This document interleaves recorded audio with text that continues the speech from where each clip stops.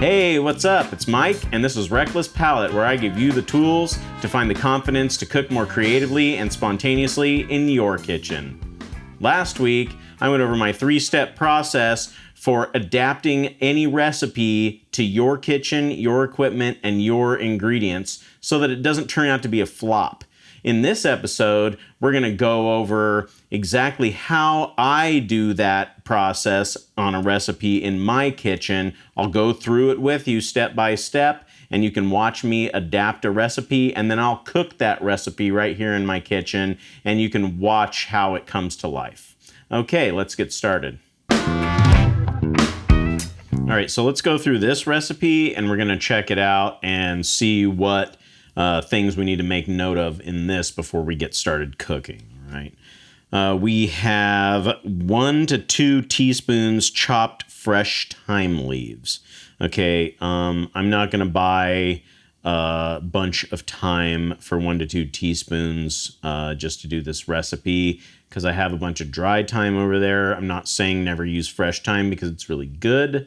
I'm just saying I have dry thyme, and we don't need to waste time. Literally, we don't need to waste time. Okay, so I'm just going to use dry thyme, right? So I'm going to substitute the thyme. I'm just substitute dry thyme for my fresh thyme, okay? When you do that, you have to reduce the amount you use. Dry thyme is a lot stronger than fresh thyme. It's not as aromatic and, fragrant as fresh thyme, which I think is a benefit to using fresh thyme, but it's also more concentrated, so it takes less of it to achieve the result that you're looking for. So you're going to reduce the amount, and the factor by which you're going to reduce the amount is 3-to-1, or an easier way to remember it is 1 teaspoon of dried herbs for every tablespoon of fresh herbs, okay? You're going to have to do math probably, but, ish. It's not an exact science, okay? Okay. Next thing we're going to look at is half a teaspoon of salt and 1/8 teaspoon of pepper. Okay, where are we using these things, right? Let's go over to the steps in the recipe and check that out. It says, mix thyme, salt, and pepper, sprinkle over chicken, and set aside. All right, so we're just seasoning our chicken with salt and pepper. It's not like a very particular amount here, okay? You don't have to get it exact. It's how much you want, and moreover, how much salt the chicken needs, okay? So I would look at my kosher salt guide if I wanted to figure out if a half teaspoon of salt seemed appropriate for the amount of chicken. Let's look at the amount of chicken that we have and figure out if that amount of salt seems appropriate, okay? 4 boneless, skinless chicken breasts, about 1 1/4 pounds. 4 boneless, skinless chicken breasts, about 1 1/4 pounds. When's the last time you bought 4 boneless, skinless chicken breasts and the package said 1.3 pounds or 1.25 pounds? Okay. What I'm getting at here is that's really tiny, man. Okay? It's really hard to find chicken breasts that are that tiny. Okay? So, that's like a chicken breast this big, okay? Which, I don't know if you can tell how big that is, but it's like smaller than a breadbasket. I don't know. But, the chicken breasts that I'm using are intentionally different sizes. So you can see just how dramatically different they look, okay? And how you can have a really big one and a really small one, okay? I don't know where to get 5 ounce, which is, 20 ounces divided by 4 is 5 ounce chicken breasts. Where do you get a 5 ounce chicken breast? I could probably find a 10 ounce chicken breast and cut it in half, and there you go, which is something you can do, by the way. Nobody sells 5 ounce chicken breasts. Our chickens are genetically modified to be like Goliath chickens, you know? So if you know where to get 5-ounce chicken breasts, get them because they're probably really high quality. So the point here is we need enough salt for 1¼ pounds of chicken breast, okay? And if I'm going off of the weight, then I'm probably only going to buy like 2 chicken breasts, okay? But if I'm serving 4 people, then I'm going to make a note here and say, no, buy 4 chicken breasts and then figure out the weight and then change the amount of salt appropriately, okay? So today in this recipe, I'm going to use 2 chicken breasts that come to about a pound total. And looking at the kosher salt guide, it's about a ½ tablespoon of kosher salt per pound of meat. So I'm not going to do a ½ teaspoon. I'm going to do a ½ tablespoon. That's 3 times as much as this recipe says, okay? So I'm going to make a note here. Not ½ teaspoon, 1/2 tablespoon. And then I'm just going to eyeball the pepper.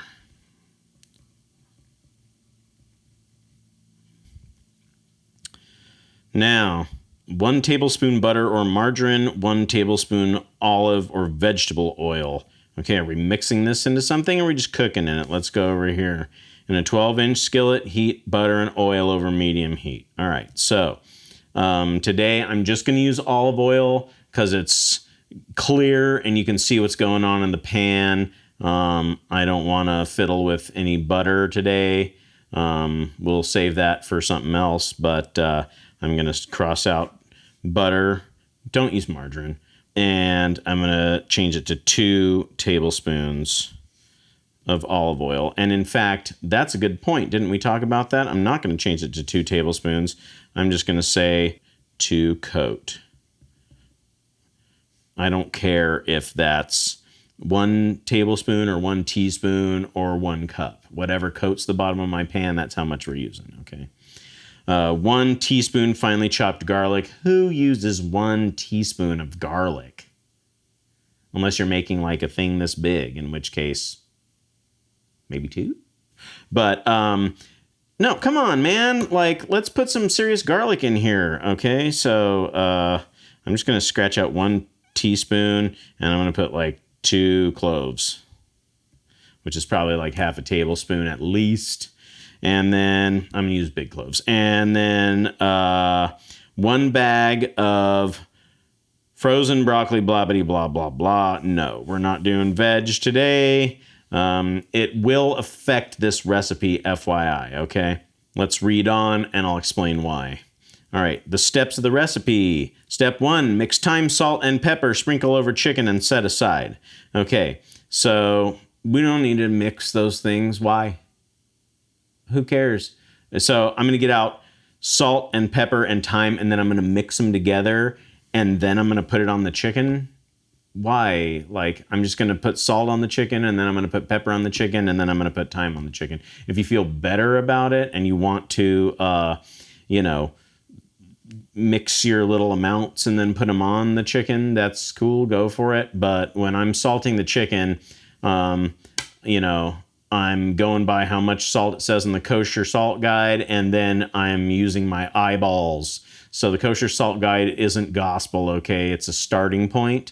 So if I wanted to measure out a ½ tablespoon of salt, then I would put that in a little cup, and then I would sprinkle that on the chicken, and when the chicken looked adequately coated, I wouldn't then say, oh, well, it says ½ tablespoon, I better add the rest of this. Like, that's not what it's about, okay? It's just to kind of get you there. So we're just going to eyeball that stuff, okay? I'm not going to bother mixing it all together. Sprinkle over chicken and set aside. Okay, we'll do that, right?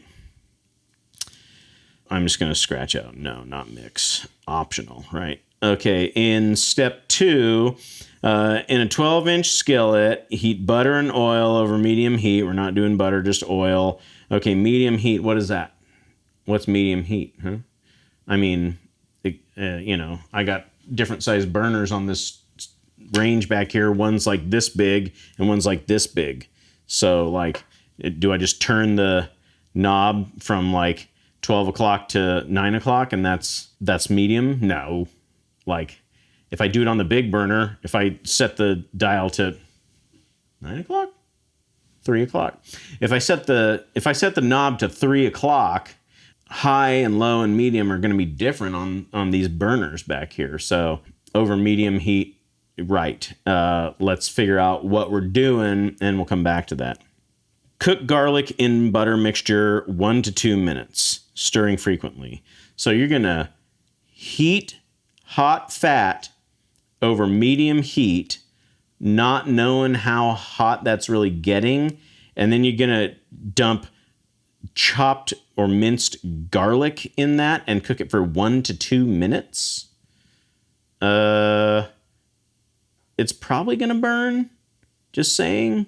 So, that right there, cook garlic 1 to 2 minutes. First of all, who cares? Like, we'll cook it as much as we want, okay? 1 to 2 minutes, it doesn't matter. What that means is briefly, okay? So I'm going to line out 1 to 2 minutes, and I'm going to line out medium heat, and probably for the garlic, I'm going to want it like pretty low, okay? Because it doesn't take much to like get garlic like toasty and stuff, okay? Now, when you start adding other ingredients, it kind of like can temper the heat a little bit, and the garlic won't scorch.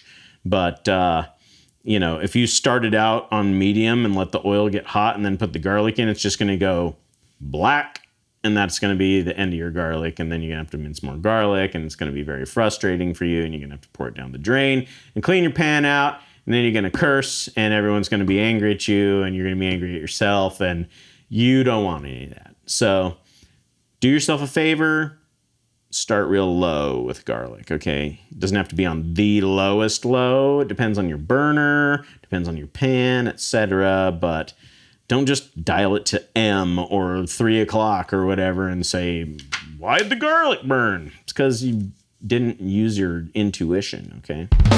All right, so add chicken. Cook uncovered 8 to 12 minutes, turning once until light golden brown. Okay. The important thing in that sentence is until light golden brown. Okay, so I'm going to make a little note there. We're going to scratch out 8 to 12 minutes. Uncovered, that's fine. Okay. Cook uncovered, turning once until light golden brown. So that's all we're going to do. We're going to cook our garlic briefly under a lowish heat. Then, maybe we'll need to turn it up a little bit once the chicken's in there. Let's make a little note here that says adjust heat if necessary. All right. Because, if we have our garlic like lightly sizzling over a like medium low to low heat, and then we put the chicken in, the chicken might just go and sit there and be fleshy for like 45 minutes. And we don't want that. We want the chicken to actually brown. It needs to be a little bit hotter for that. Once the chicken's in the pan, it should keep our garlic from getting too crazy. It'll get nice and golden, but it won't burn, or it shouldn't burn. If it does burn, then we're cooking our chicken way too high, okay?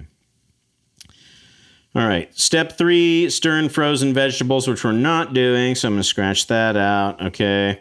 Cover, cook 6 to 8 minutes, blah, blah, blah. Okay, obviously 6 to 8 minutes is not what we're doing. We're doing until the chicken is done. And it says so here, but I think, when they put 6 to 8 minutes on here, they're just trying to give you an idea of about how long it's going to take. And sometimes that's dreadfully off, okay? Prep 30 minutes, total 30 minutes. What? Okay, wait. Prep 30 minutes, total 30 minutes. Huh? Let's read that one more time, okay?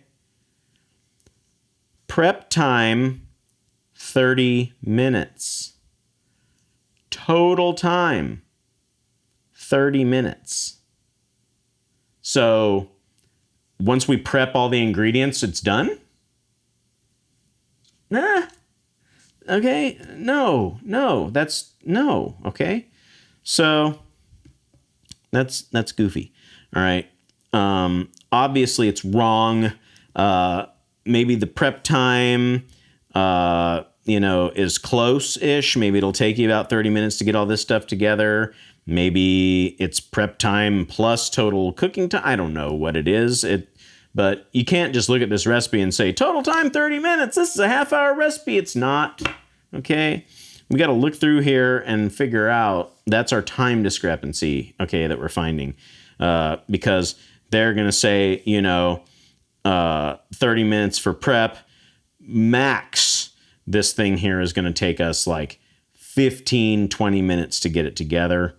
And we're not even doing fresh thyme leaves. So it's going to be like that, okay?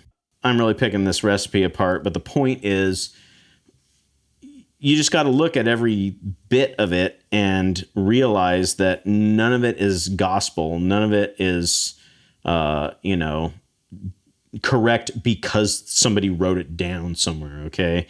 Yeah, this one is a famous, company with a red spoon logo, and, everyone thinks, oh, it's got to be correct because, such and such wrote this recipe and it must be good, right? No. Why? Why must it be good? Because the Red Spoon Company wrote this recipe? No, some human wrote this recipe, okay? Okay, cover and cook 6 to 8 minutes, not 6 to 8 minutes. Cover and cook, stirring occasionally until vegetables, blah, blah, blah, we're not doing vegetables. And juice of chicken is clear when center of thickest part is cut. Please don't cut your chicken to check and see if it's done. Use a thermometer, guys. Okay, it's like $10. You can get it on Amazon or even at the grocery store. Please use the thermometer and don't cut your chicken open because the juice is going to run out everywhere and then you're going to have dry chicken. Yeah, thermometer, it's your friend. So at least it does give the temperature here, which is also wrong. Okay, so it says 170 degrees. That's not correct, okay? The correct temperature for cooking chicken is 165 degrees, which is going to make a difference, by the way. If you cook chicken till it's 165 degrees and then cook chicken till it's 170 degrees, you'll be able to tell. The 170 degree chicken will be firmer and drier than the moist, succulent 165 degree chicken, which actually even isn't that moist and succulent, okay? 165 is really hot. It's really high cooking temperature, and it's because chicken is processed in filthy conditions. We'll get into that later.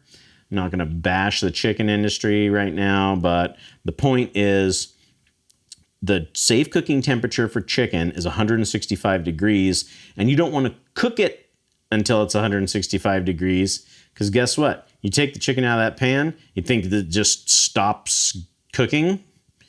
I mean, I wish it did. That'd be amazing. It'd be like 164.5, 165, off, done. No, that's not how it works. Okay. If something is getting hot and hotter and hotter and hotter, just because you remove the heat source doesn't mean that it's instantly going to plateau at whatever temperature you turn the heat off at, okay? So what you want to do is, for something small like a chicken breast or a steak, as you're cooking it, you want to pull it about 5 degrees before it hits your target temperature. For bigger roasts and birds and things like that, you want to pull it earlier, at least 10 to 15 degrees for like a tri-tip or something like that, maybe 10 for a tri-tip. A big roast beef, maybe like 10 or 15 degrees. And sometimes you can pull it way early. I made this recipe once that knocked me against the wall because I had no idea why it would work, but I trusted the source, and they said to put a roast in the oven at a very high temperature and then pull it out when the internal temperature was 80 degrees Fahrenheit. Okay. And if you don't know what 80 degrees Fahrenheit is like, it's like a mild summer day in Sacramento. Okay. It's not hot. It's like room temperature when it's hot outside in my neighborhood. Okay.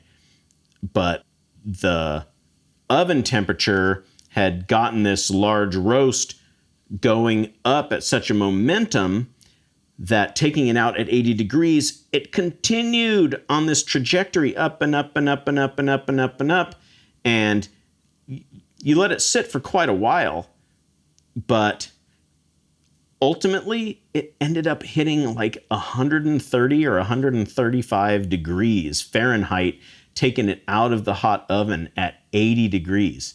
That's 50 plus degrees of heat increase after removing it from the heat source. I might have like put a piece of aluminum foil over it or something, but there was no added heat source to it for it was like an hour, I think. And it went all the way to like medium rare, and it was phenomenal. The point of all that is don't cook your meat until it's at that safe temperature, because then it's just going to keep going up and up and up, okay? Pull the meat from the heat like 5 degrees, like for steaks and chops and chicken breasts and things, 5 degrees before you hit your target internal temperature, or it's going to just keep going up and up and up, okay? 5 degrees is enough that it'll just taper off, and it'll be perfect by the time it rests. Okay, so there you have it. Let's meet back here next week. We'll cook chicken, and you can watch me in action. Until then, cook reckless, y'all.